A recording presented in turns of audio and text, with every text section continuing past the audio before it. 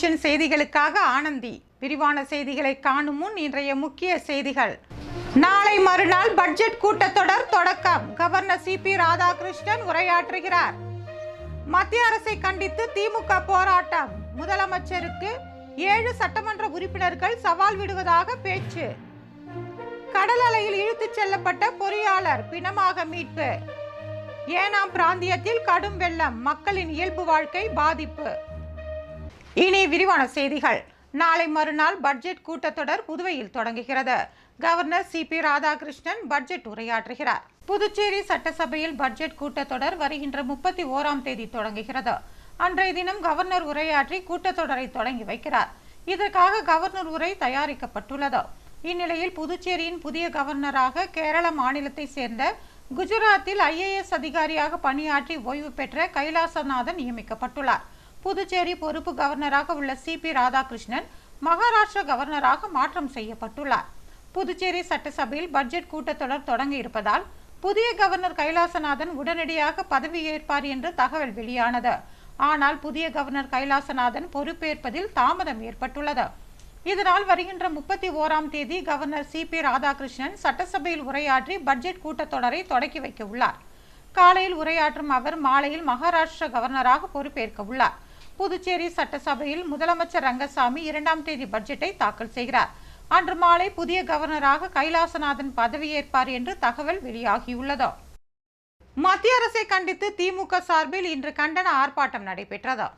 மத்திய பட்ஜெட்டில் புதுச்சேரிக்கு நிதி ஒதுக்காமல் புதுச்சேரி மக்களை வஞ்சித்துள்ள மத்திய பாஜக அரசை கண்டித்து புதுச்சேரியில் மாநில திமுக சார்பில் அண்ணா சிலை அருகில் இன்று கண்டன ஆர்ப்பாட்டம் நடைபெற்றது. மாநில அமைப்பாளரும் எதிர்க்கட்சி தலைவருமான சிவா தலைமை தாங்கி கண்டன உரையாற்றினார். மாநில அவைத்தலைவர் SP சிவகுமார், துணை அமைப்பாளர் அனிபால் கென்னடி, பொருளாளர் செந்தில்குமார் MLA, இளைஞர் அணி சம்பத் MLA ஆகியோர் முன்னிலை வகித்தனர். கொள்கை பரப்பு செயலாளரும் முன்னாள் துணைவேந்தருமான முனைவர் சபாபதி மோகன் சிறப்பு அழைப்பாளராக கலந்து கொண்டு கண்டன உரையாற்றினார். இந்த போராட்டத்தில் பேசிய எதிர்க்கட்சி தலைவர் சிவா, வரும் 2ஆம் தேதி புதுச்சேரியில் பட்ஜெட் தாக்கல் செய்யப்படும் போது பாஜக 7 சட்டமன்ற உறுப்பினர்கள் தாங்கள் இல்லாமல் எப்படி பேரவை நடக்கும் என்று சவால் விடுத்துள்ளதாகவும், முதல்வர் தனது சுய கௌரவத்தை காப்பாற்றிக் கொள்ள பாஜக கூட்டணியில் இருந்து வெளியேற வேண்டும் என்று புதுச்சேரி மக்கள் விரும்புவதாகவும் அவர் கூறினார். ஆண்டார் இந்திரா ஆண்டார், நேரு ஆண்டார், இந்திரா ஆண்டார். ரயில் திட்டம் எரிந்து கிடக்குது. அதனை கட்ட நிதி உண்டா? கடல் அலையில் இழுத்துச் செல்லப்பட்ட பொறியாளர் பிணமாக மீட்கப்பட்ட சம்பவம் சோகத்தை ஏற்படுத்தியுள்ளது. திருச்சி மாவட்டம் லால்குடி தாலுகா ஆங்கரை கிராமத்தை சேர்ந்தவர் ஹரிகிருஷ்ணன். 25 வயதான இவர் சிவில் இன்ஜினியரிங் முடித்துவிட்டு கோட்டக்குப்பத்தை அடுத்த ஆரோவில் நகரில் நடக்கும் கட்டுமான வேலையில் ஈடுபட்டு வந்தார். நேற்று ஞாயிற்றுக்கிழமை விடுமுறை என்பதால் நண்பர்கள் 3 பேருடன் கோட்டக்குப்பத்தை அடுத்த சின்ன முதலியார் சாவடி கடற்கரை பகுதிக்கு சென்று கடலில் குளித்துள்ளார். அப்போது ராட்சத அலையில் சிக்கிய ஹரிகிருஷ்ணன் ஆழமான பகுதிக்கு இழுத்து செல்லப்பட்டார். மீனவர்கள் உதவியுடன் கோட்டக்குப்பம் போலீசார் கடலில் இருந்து இழுத்து செல்லப்பட்ட பொறியாளர் ஹரிகிருஷ்ணனை தேடினர். ஆனால் பயன் கிடைக்கவில்லை. இந்நிலையில் இன்று காலை பொம்மையர்பாளையம் கடற்கரையில் இருந்து சுமார் 100 மீட்டர் தூரத்தில் ஹரிகிருஷ்ணனின் உடல் மிதந்தது. இதனையடுத்து மீனவர்கள் உதவியுடன் போலீசார் படகு மூலம் ஹரிகிருஷ்ணன் உடலை கரைக்கு கொண்டு வந்தனர். பின்னர் உடல் பிரேத பரிசோதனை செய்யப்பட்டு உறவினர்களிடம் ஒப்படைக்கப்பட்டது. ஏனாம் பிராந்தியத்தில் கடும் வெள்ளம் ஏற்பட்டுள்ளதால் மக்களின் இயல்பு வாழ்க்கை பாதிக்கப்பட்டுள்ளது. ஆந்திர மாநிலத்தில் பெய்து வரும் கனமழை காரணமாக அங்குள்ள பத்ராச்சலம், தவுளீஸ்வரம் அணைகளில் நீர்மட்டம் உயர்ந்துள்ளதால் உபரி நீர் திறந்து விடப்படுகிறது. இதனால் கோதாவரி ஆற்றங்கரையில் அமைந்துள்ள ஏனாம் பிராந்தியத்தில் வெள்ளம் கரை புரண்டு ஓடுகிறது. இங்குள்ள பாலயோகி பாலத்தை தாண்டி வெள்ள நீர் அதிகரித்து வருகிறது. இதனால் தாழ்வான பகுதிகளான பிரான்சுவா, பாலயோகி நகர், பழைய ராஜீவ் நகர், குருசம்பேட்டை, குரு கிருஷ்ணாபுரம் மற்றும் கடலோர கிராமங்களில் வெள்ள நீர் புகுந்து வருகிறது. வெள்ள நீர் உள்ளே புகுந்து வருகிறது. தொடர்ந்து கோதாவரி ஆற்றில் வெள்ளப்பெருக்கு அதிகரித்த வண்ணம் உள்ளதால் மாவட்ட நிர்வாகம் மோட்டார் மூலமாக வெள்ள நீரை வெளியேற்றி வருகின்றனர். இதேபோல புதுச்சேரியில் இருந்து மருத்துவ குழுக்களை வரவழைத்து மழைக்கால நோயிலிருந்து மக்களை காக்க துரித நடவடிக்கை எடுப்பது, போதிய மணல் மூட்டைகளை வைப்பது, படகு மூலம் குழுக்களை தயாராக வைப்பது போன்ற முன்னெச்சரிக்கை நடவடிக்கைகளில் நிர்வாகம் ஈடுபட்டு வருகிறது. மேலும் ஆற்றில் வெள்ளம் கரையை தாண்டி விட்டதால் படகுகளை பாதுகாப்பான இடத்தில் நிறுத்த அறிவுறுத்தப்பட்டுள்ளது. ஆறு மற்றும் கடலில் மீன்பிடிக்க மீனவர்களுக்கு தடை விதிக்கப்பட்டுள்ளது. கழகன் ஏரியை தூர்வாரும் பணியை சட்டமன்ற உறுப்பினர் ரமேஷ் தொடங்கி வைத்தார்.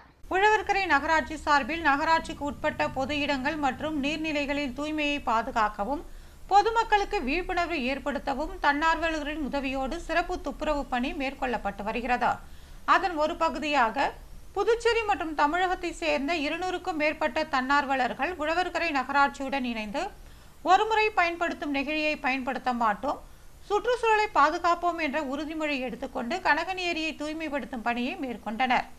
கதிர்காமூர் தொகுதி சட்டமன்ற உறுப்பினர் KSP ரமேஷ், நகராட்சி ஆணையர் சுரேஷ்ராஜ், சமூக ஆர்வலர் சரவணன், கனகன் ஏரி பாதுகாப்பு சங்கத்தினர் இணைந்து சிறப்பு தூய்மை பணியை துவக்கி வைத்து நீர்நிலைகள் மற்றும் பொது இடங்களில் குப்பைகளை போடாமல் அருகில் உள்ள குப்பை தொட்டிகளில் போட்டு நகரத்தையும் நீர்நிலைகளையும் தூய்மையாக வைத்துக் கொள்ள உதவுமாறு வேண்டுகோள் விடுத்தனர்.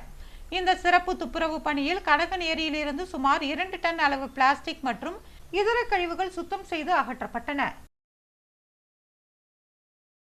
திமுகவிடம் முதலமைச்சர் ரங்கசாமி விழிப்புடன் இருக்க வேண்டும் என்று அதிமுக அறிவுறுத்தியுள்ளது.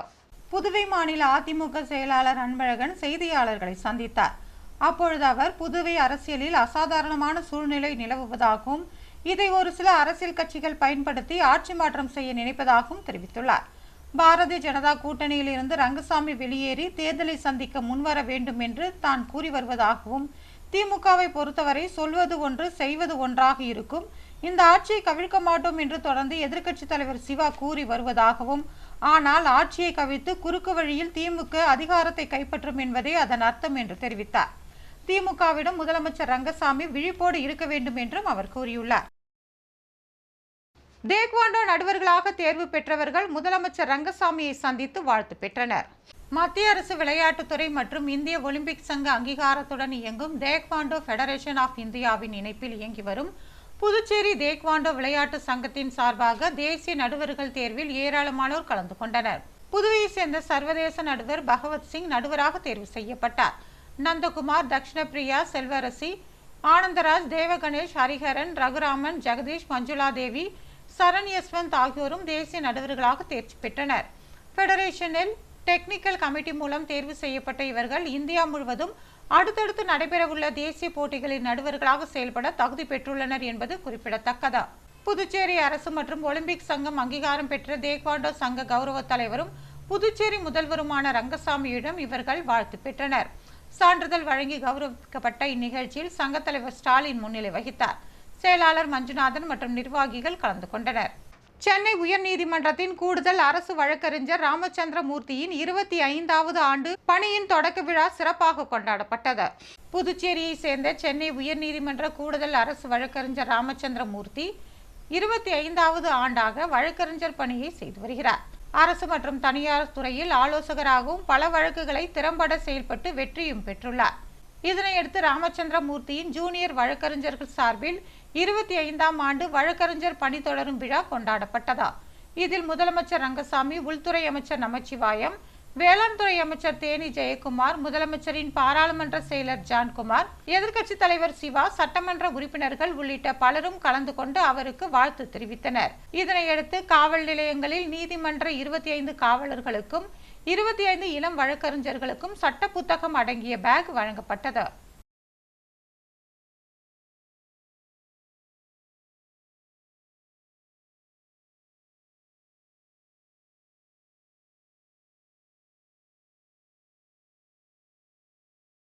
திண்டிவனத்தில் உள்ள செய்தியாளர்களுக்கு குழு காப்பீட்டு பத்திரம் வழங்கப்பட்டது. டாக்டர் APJ அப்துல் கலாம் ஒருங்கிணைந்த பத்திரிகையாளர்கள் சங்கம் சார்பில் செய்தியாளர்களுக்கான குழு காப்பீட்டு பத்திரம் வழங்கும் விழா நடைபெற்றது. சங்க தலைவர் முருகன் தலைமையில் நடைபெற்ற இந்நிகழ்ச்சிக்கு சங்க ஒருங்கிணைப்பாளர் தங்கவேலப்பன், இணை ஒருங்கிணைப்பாளர் பழனி ஆகியோர் முன்னிலை வகித்தனர். சங்க செயலாளர் சுரேஷ் வரவேற்புரையாற்றினார். நிகழ்ச்சியில் சென்னை உயர்நீதிமன்ற வழக்கறிஞரும் பெலாங்குப்பம் ஊராட்சி மன்ற தலைவருமான பூங்கா பாக்யராஜ் சிறப்பு அழைப்பாளராக கலந்து கொண்டு பத்திரிகையாளர்களுக்கு குழு காப்பீட்டு பத்திரம் வழங்கி சிறப்புரையாற்றினார். சங்க பொறுப்பாளர்கள் முல்லைக்குமார், பார்த்தசாரதி, வெங்கடேஸ்வர ராவ், சங்கர் கணேஷ், தாண்டவமூர்த்தி, முருகையன், மோகன், சையத் ரஃபி, பரத், ரவி, சரண்ராஜ், ஜெயச்சந்திரன், சண்முகம், வீடியோ சண்முகம், சுதாமணி, ரவி, பூபாலன் உள்ளிட்ட பலர் கலந்து கொண்டனர். விநாயகம்பட்டில் பாவடிவ வாய்க்கால் அமைக்கும் பணியினை சட்டமன்ற உறுப்பினர் அங்காளன் தொடங்கி வைத்தார். புதுச்சேரி மண்ணாடிப்பட்டு கொம்யூன் திருபுவனை சட்டமன்ற தொகுதிக்குட்பட்ட RC13 செல்லிப்பட்டு சாலையில் செல்லிப்பட்டு கிராமம் மற்றும் விநாயகப்பட்டு கிராமத்தில் அமைந்துள்ள பழுதடைந்த பாவடிவ வாய்க்காலை சீரமைக்கும் பணிக்கு புதுச்சேரி பொதுப்பணித்துறையால் திட்டம் தயாரிக்கப்பட்டு அரசாணை பெறப்பட்டு பணி தொடங்க 29.39 லட்சத்திற்கான பூமி பூஜை நடைபெற்றதா. திருபுவனை தொகுதி சட்டமன்ற உறுப்பினர் அங்காளன் கலந்து கொண்டு பூமி பூஜை செய்து பணியினை தொடக்கி வைத்தார். நிகழ்ச்சியில் புதுச்சேரி பொதுப்பணித்துறை கண்காணிப்பு பொறியாளர் வீரசெல்வம், கட்டிடங்கள் மற்றும் சாலைகள் கோட்ட செயற்பொறியாளர் சுந்தரராஜன், உதவி பொறியாளர் ஸ்ரீனிவாசராம், இளநிலை பொறியாளர் தமிழரசன் உள்ளிட்ட பலர் கலந்து கொண்டனர்.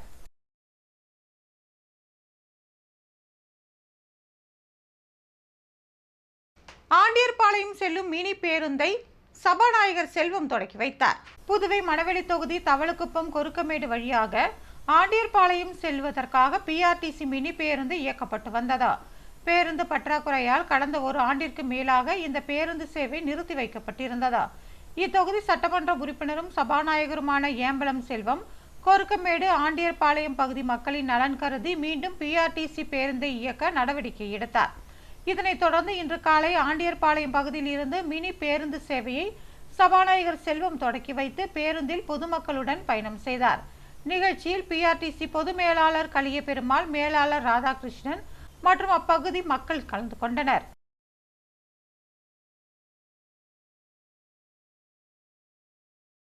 புனித ஆந்திரேயர் சபை சார்பில் இரத்த தான முகாம் நடத்தப்பட்டது.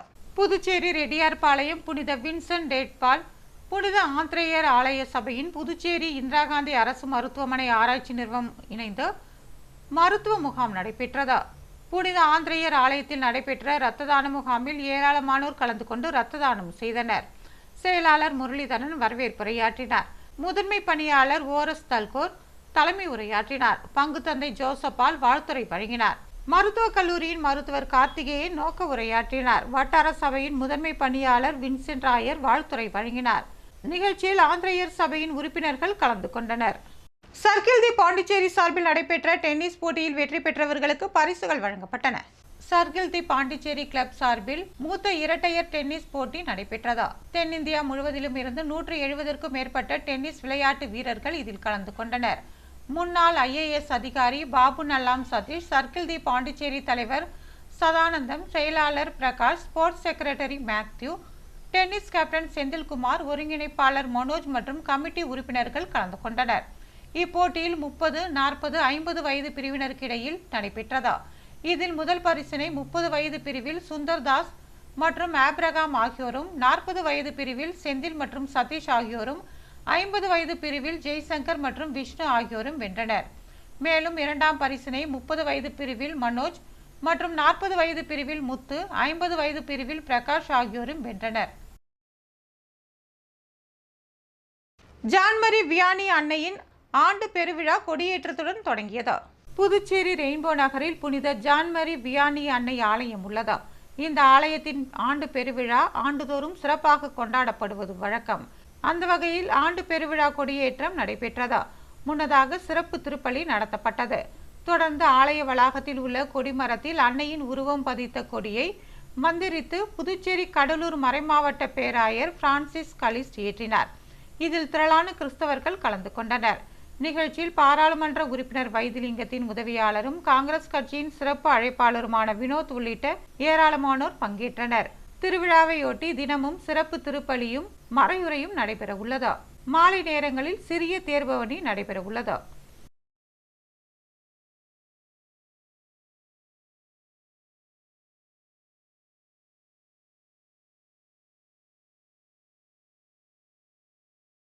கம்பன் கலையரங்கத்தில் நடைபெற்ற பரதநாட்டிய நிகழ்ச்சியை உள்துறை அமைச்சர் நமச்சிவாயம் கண்டுகளித்து மாணவிகளுக்கு பாராட்டு தெரிவித்தார். புதுச்சேரி கம்பன் கலையரங்கில் ஸ்ரீ உதயம் நாட்டியாலயா பரதநாட்டிய பள்ளி சார்பாக இறையருள் நாடகம் மற்றும் பரதநாட்டிய அரங்கேற்ற நிகழ்ச்சி நடைபெற்றது. சிறப்பு விருந்தினராக உள்துறை அமைச்சர் நமச்சிவாயம் கலந்து கொண்டு அரங்கேற்றத்தை தொடக்கி வைத்து மாணவர்களின் நடன நிகழ்ச்சியை பார்வையிட்டார். மதர் குளோரி கல்வி குழுமத்தின் தலைவர் அந்துவானின் மகன் ஆலமன் பீலா மீனா நடனத்தையும் பார்வையிட்டு மாணவியை அமைச்சர் நமச்சிவாயம் வாழ்த்தி பூங்குத்து கொடுத்து பொன்னாடை அணிவித்து பாராட்டினார். நிகழ்ச்சியில் பாஜக நிர்வாகிகள், பொதுமக்கள் கலந்து கொண்டனர்.